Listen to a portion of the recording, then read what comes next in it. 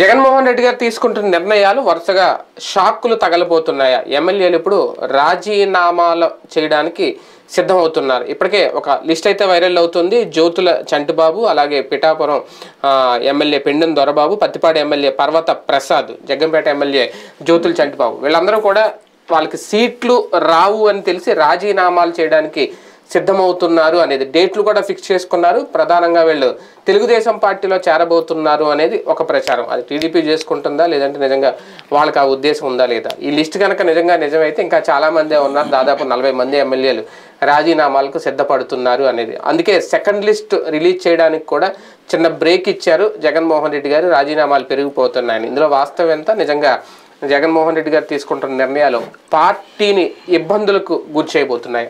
ఈ అంశం మీద చర్చించే ప్రయత్నం చేద్దాం. సార్, వాస్తవానికి ఈ లిస్టులో పెండెం దొరబాబు లేదంటే పిఠాపురంలో మొన్న జరిగిన గొడవలు ఎందుకంటే జనసేన టీడీపీ పొత్తులో భాగంగా అక్కడ సీటు విషయంలో గొడవలు పడుతున్నారు అనేది.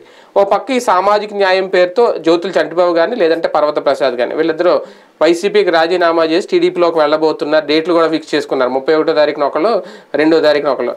ఇక్కడ ట్విస్ట్ ఏంటంటే టీడీపీలో సీటు దొరకపోయినా మేము వెళ్ళిపోతాం అంటున్నారంట. నిజంగా ఆ పరిస్థితి ఉంటుందా? అంటే దీనివల్లే వెళ్ళిపోతారా ఎమ్మెల్యేలు? అవతల ఉండే అవకాశాన్ని బట్టి ఉంటుంది. సీట్ రాకపోతే వెళ్తారని నేను అనుకోను. అంతే కదా. సీట్ రాకపోతే ఎప్పుడు వెళ్ళాలంటే ఇక ఫ్యూచర్లో కూడా అక్కడ మనం గెలవలేము అనుకున్నప్పుడు వెళ్ళాలి. అట్లాంటివి ఇప్పుడు మీరు చెప్పినటువంటి వాళ్ళల్లో ఆయన జ్యోతుల చంటిబాబు కదా, అతను ఆల్రెడీ జ్యోతుల నెహ్రూ స్టేట్మెంట్ ఇచ్చాడు. రావడానికి లేదు, వస్తే నేను ఒప్పుకోను, ఎవడి పని వాళ్ళని చేసుకోవాలి అంటూ. ఎందుకంటే ఆయన అక్కడ ఇది జ్యోతుల నెహ్రూ టీడీపీలో సీనియర్ నాయకుడు కూడా అని చెప్పేశాడు. జగ్గంపేటలో జనసేన ఉండే దగ్గరికి రాని అంటే చంటిబాబుని తెచ్చి నెత్తినెట్టుకుంటాడా? చంద్రబాబు చెప్పిన ఒప్పుకొని అని చెప్పేస్తున్నాడు జ్యోతుల నెహ్రూ. ఇంకేముంటది ఇక్కడ ప్రాక్టికల్ గా? చంటిబాబు వచ్చి ఏం చేయాలి? రోజు కూర్చుని కొట్టుకుంటారు వాళ్ళ కార్యకర్తలు వీళ్ళ కార్యకర్తలు. అట్లా మిగతాదైనా ఆయన పత్తిపాడు అయినా ఆయనే చెప్పుకొచ్చారు నేను ఎందుకు వెళ్తాను అన్నట్టు. బేసిక్ గా ఒకటే, వెళ్ళకూడదని రూల్ ఏం లేదు. అంతే. అవును, వెళ్ళాలి అన్నటువంటి దానికి ఒక ప్రాతిపదిక ఉండాలి. రేపు ఫ్యూచర్ ఒకటి తెలుగుదేశం అధికారంలోకి వస్తుందనన్నా నమ్మాలి. లేదంటే ఇక తనకి అక్కడ అవకాశం రాదు. ఫర్ ఎగ్జాంపుల్ కాపు సెట్లలో బీసీలను ఎవరినన్నా పెడుతూ ఉంటే ఇక భవిష్యత్తులో కూడా అక్కడ కాపులకు అవకాశం రాదు అనుకున్నారు అనుకోండి, అప్పుడు వెళ్తారు. అంతే తప్పించి ప్రాక్టికల్ గా లెక్క చూసుకున్నప్పుడు ఇప్పుడే వెళ్ళి ఏం చేయాలి? ఇంకోటి, జగన్ సీటు ఇస్తానంటే వెళ్తే తప్పు, కానీ ఇవ్వనంటే వెళ్తే ఉపయోగం ఉంది. ఇక్కడ వైసీపీలో గెలవనోడు వెళ్ళి తెలుగుదేశం గెలుస్తాడా? వైసీపీలో గెలవడం కుదరనటువంటి తెలుగుదేశాన్ని గెలిపించగలుగుతాడా? ఇక్కడ జగనే ఏ ప్రాతిపదికన తీసేస్తానంటున్నాడు, గెలవలేరు అన్నట్టు. అట్లాంటి వ్యక్తులు అక్కడికి వెళ్ళి గెలిచేస్తారని ఎట్లా నమ్ముతారు? అది నమ్మితే ఏమవుతుందంటే తెలుగుదేశం పార్టీ అమాయకత్వం ఉంది. ఇప్పటికే తెలుగుదేశం జనసేన రేపు భారతీయ జనతా పార్టీ పొత్తు కూడా అని చెప్తున్నారు. ముగ్గురు కలిస్తే అక్కడికే ఒక 30-40 సీట్లు పోతాయి. మళ్ళీ వీళ్ళని తీసుకుని ఉన్నోడికి ఇవ్వాలా, ఉంచుకున్నోడికి ఇవ్వాలా, తర్వాతోడికి ఇవ్వాలా, ఆ తర్వాత లెక్కలు ఏం చేయాలి? అప్పుడు అసలు గందరగోళం ఏర్పడుతుంది కదా వాళ్ళ దగ్గర. కానీ ఇక్కడ విషయం ఏంటంటే జగన్మోహన్ రెడ్డి గారు ఇస్తున్న ఒక గోల్డెన్ ఛాన్స్ ని ఇటు జనసేన ఇటు టీడీపీ రెండు ఉపయోగించుకోలేకపోతున్నాయి, క్యాష్ చేసుకోలేకపోతున్నాయి. రెండు అని ఎందుకు అంటున్నానంటే వైసీపీకి వ్యతిరేకం అవుతున్న కాపులను తమ వైపుకు చేర్చుకోవడంలో జనసేన ఎటువంటి ఎఫర్ట్ పెట్టట్లేదు అనేది. అంటే ఈ చంటిబాబు విషయం కానీ వీళ్ళ విషయం కానీ. అలాగే సామాజిక న్యాయం పేరుతో సీట్లు కోల్పోతున్న వాళ్ళని తెలుగుదేశం పార్టీ కూడా షెల్టర్ ఇవ్వలేకపోతుంది, దృష్టి పెట్టలేకపోతుంది. బాబు గారు దృష్టి పెడితే ఖచ్చితంగా గేట్లు ఓపెన్ చేస్తే చాలా మందే వస్తారు అనేది. వాళ్ళకి ఆప్షన్ లేకుండా జగన్ చేశారా, లేదంటే వాళ్ళకి వాళ్ళు చేసుకోలేకపోతున్నారా? అది ఓవర్ యాక్షన్ ప్రచారం తప్పించేం లేదు. గేట్లు ఆల్రెడీ తెరిచే ఉన్నాయి కాబట్టి ఎవడో సిద్ధంగా లేడు, అంతే వచ్చిన కూడా.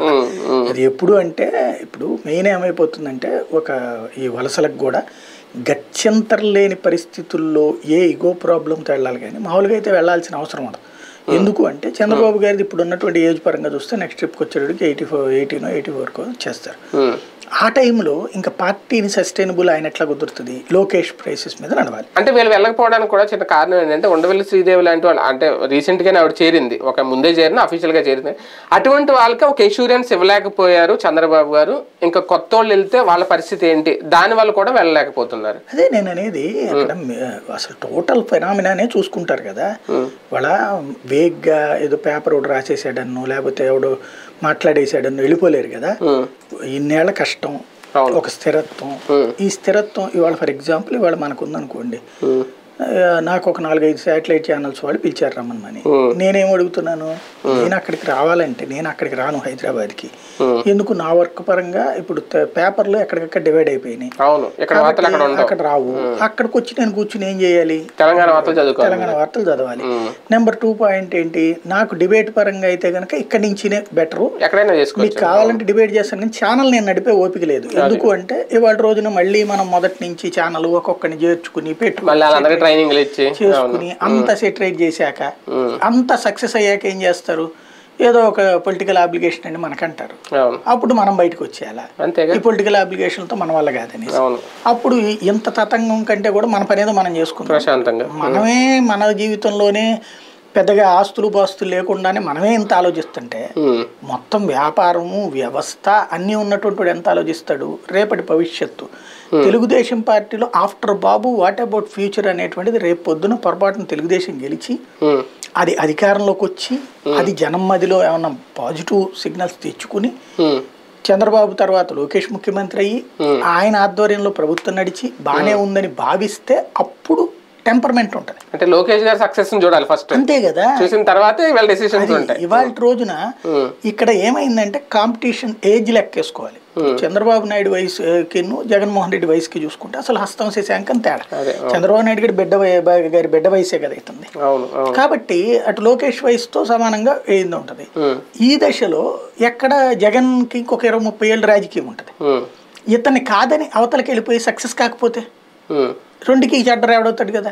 ఇంకోటి జగన్ కి బాబుకు ఒక తేడా ఉంది.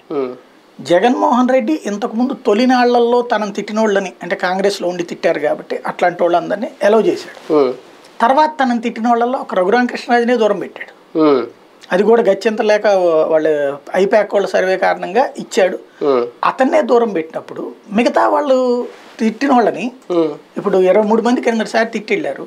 వాళ్ళలో ఎవరు వస్తున్నారు ఇప్పుడు? నథింగ్ కదా, వాళ్ళనే రానియట్లేదు కదా.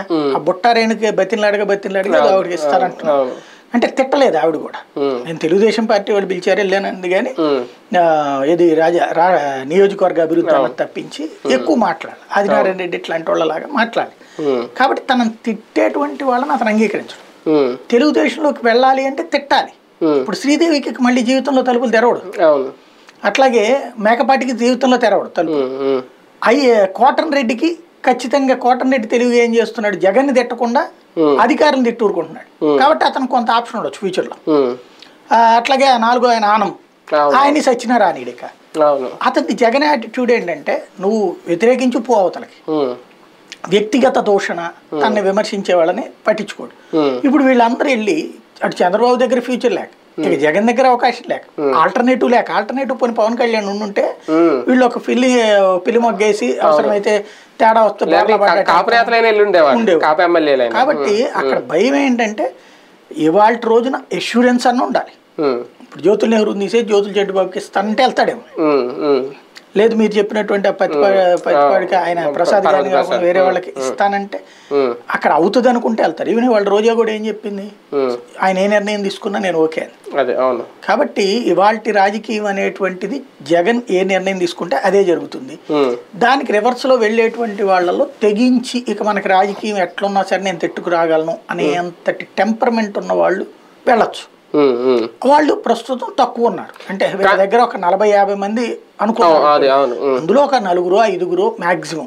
అంతేగాని తలుపులు తోసేసుకుని పరిగెత్తే అంత సీన్ లేదు అక్కడ. కానీ ఒకసారి before CM Jagan after CM Jagan అనేది ఒకసారి చూస్తే ఇందాక మీరు చెప్పినట్టు 23 మంది ఎమ్మెల్యేలు 22 మంది లేదంటే 10 మంది ఎలక్షన్స్ వస్తున్నాయంటే ఈ జంపింగ్స్ మనం చాలా సార్లు చూసాం. కానీ before CM after CM Jagan అయిన తర్వాత మాత్రం ఇప్పుడు వెళ్ళడానికి ఇబ్బంది పడే పరిస్థితి. మా భవిష్యత్తు ఏంటి మీరు అన్నట్టు ఆఫ్టర్ ఎవరు చంద్రబాబు తర్వాత అని తేల్చుకోలేక, అలాగే వెళ్దామన్నా అక్కడ కూడా ప్లేసులు లేని పరిస్థితి. అంటే ఆ సిచ్యువేషను ప్రతిపక్షాలు అందరూ కలిసిపోయి జగన్ గద్దె దించేయాలి అనే ఆలోచన వల్ల వాళ్ళు క్రియేట్ చేసుకున్నదా, జగన్మోహన్ రెడ్డి గారి ట్రాప్లో ప్రతిపక్షాలన్నీ పడి ఇప్పుడు వీళ్ళకి షెల్టర్ ఇవ్వలేని పరిస్థితిలో ప్రతిపక్షాలు ఉన్నాయా?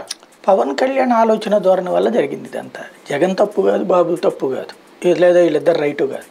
వాస్తవంగా జగన్మోహన్ రెడ్డి ఏమి తోసేయాలనుకోవట్లేదు. ఇప్పుడు వాస్తవంగా కమ్మా కాపు కాంబినేషన్ అంటూ పవన్ కళ్యాణ్ కనుక తెలుగుదేశంతో వెళ్ళకపోయి ఉంటే అసలు ఈ మార్పులు ఎందుకు అవసరం అవుతుంది?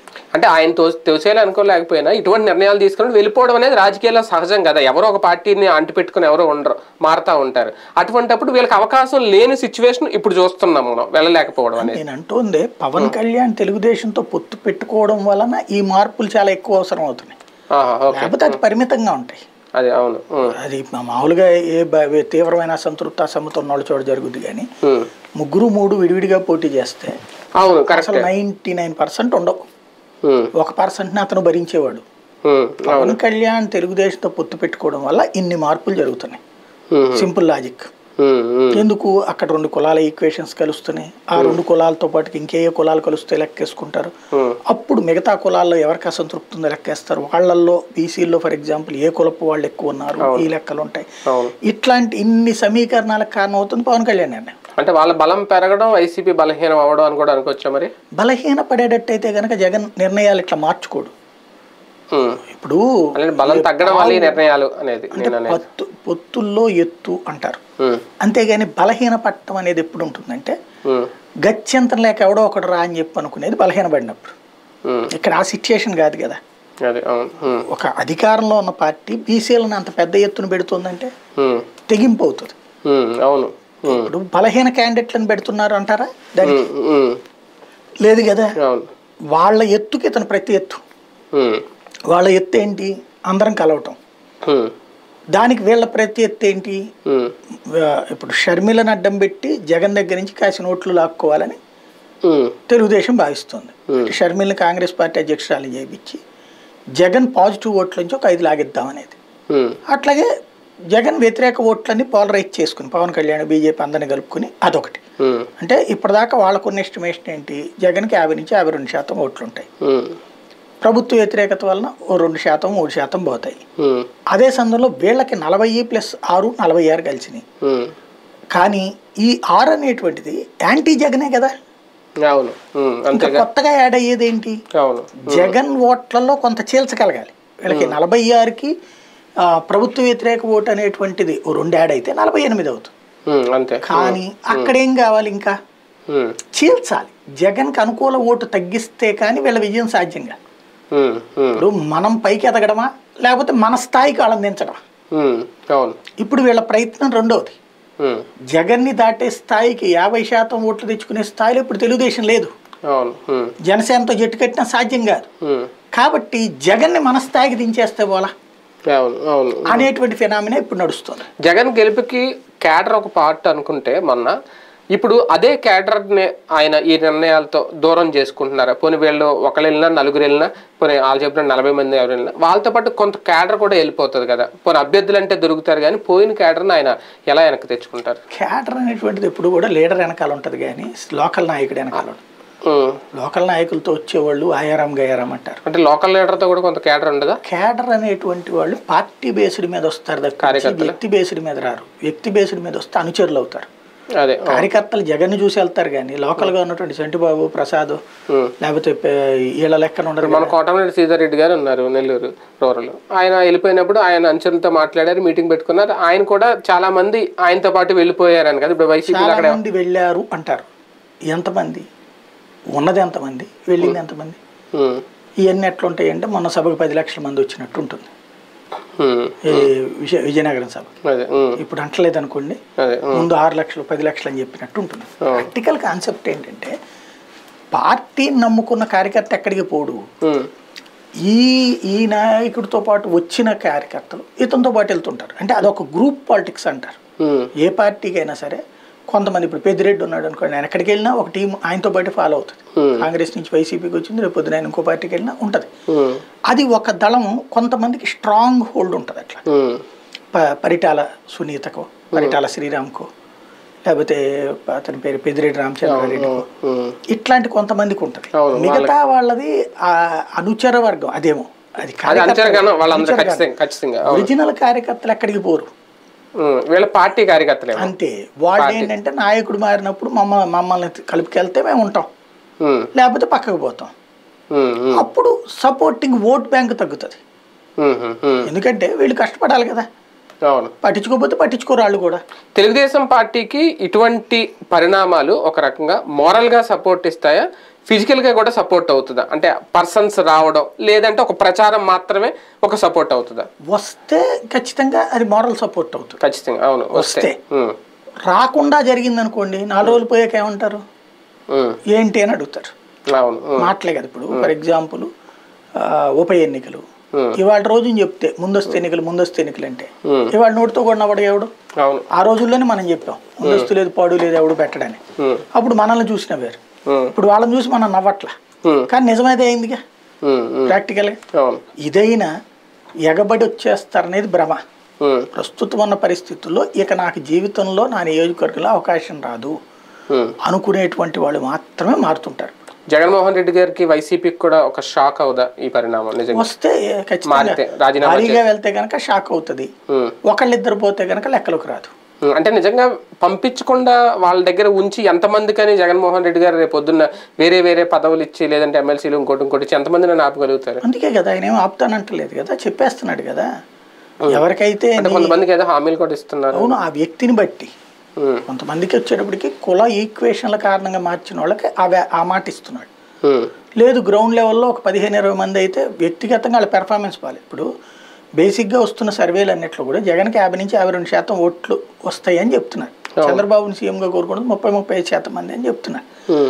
ఆ లెగసీ ఉన్నప్పుడు కార్యకర్త కింద ఉన్నటువంటి నాయకుడి మీద అది ఉండట్లా. ఎమ్మెల్యే ఏమైపోయిందంటే వెరీ సింపుల్ లాజిక్, సంక్షేమ పథకాల దగ్గర కోసం ఎమ్మెల్యే దగ్గరికి వెళ్ళక్కర్లేదు, ఇంకా వాటితో పని ఏమైంది. లేదు ప్రభుత్వ కార్యకలాపాల కోసం అసలు ఎమ్మెల్యే దగ్గరికి పోనక్కర్లా. ఏ సర్టిఫికేట్ కావాలన్నా ఏ యాక్టివిటీ కావాలన్నా అవన్నీ కన్సర్న్ డిపార్ట్మెంట్స్ అవి చూసేసుకోండి. దానివల్ల ఇతనికి వాల్యూ లేదు. ఇతను ఏం చేయాలా, రోజు అవి ఏంటో కనుక్కుని వాళ్ళతో అప్రోచ్ అవ్వడం, ఇది చేయాలి. అది నాకేం సంబంధం అన్నట్టు వీళ్ళ దోవని వీళ్ళు ఉన్నారు. ఉండి ఇక బ్రతికేసిన వాళ్ళు ఇప్పుడు సఫర్ అవుతున్నారు. జనంలో తక్కువగా తిరిగిన వాళ్ళు ఇప్పుడు సఫర్ అవుతున్నారు. వాళ్ళ పెర్ఫార్మెన్స్ మైనస్ అవుతుంది. అది కాకుండా కులాల ఈక్వేషన్ల కారణంగా మార్చినటువంటి చోట్ల వచ్చేటప్పటికి పెద్ద ప్రాబ్లం ఉండకపోవచ్చు. అదే కదా. రైట్, చూద్దాం. మొత్తానికి ఎమ్మెల్యేల రాజీనామాల పర్వం ఎంతవరకు వాస్తవం? నిజంగా 20 మందో 30 మందో 40 మంది ఎమ్మెల్యేలు రాజీనామాలు చేసి తెలుగుదేశం పార్టీలో చేరడానికి సిద్ధమవుతున్నారా? ఇప్పుడు ఈ లిస్ట్ ఏదైతే ఉందో పెండెం దొరబాబు కానీ, పర్వత ప్రసాద్ కానీ, జ్యోతుల చంటిబాబు కానీ, నిజంగా వీళ్ళు రాజీనామాలు చేసి అనుకున్న డేట్ల ప్రకారం వాళ్ళు వెళ్తే వీళ్ళు వెనక మరికొంతమంది ఉన్నారని అనుకోవచ్చు. లేదంటే ఇటువంటి ఫేక్ ప్రచారాల మీద వైసీపీ కూడా పెద్దగా పట్టించుకోదు అనుకోవాలి. చూద్దాం ఏం జరుగుతుందో.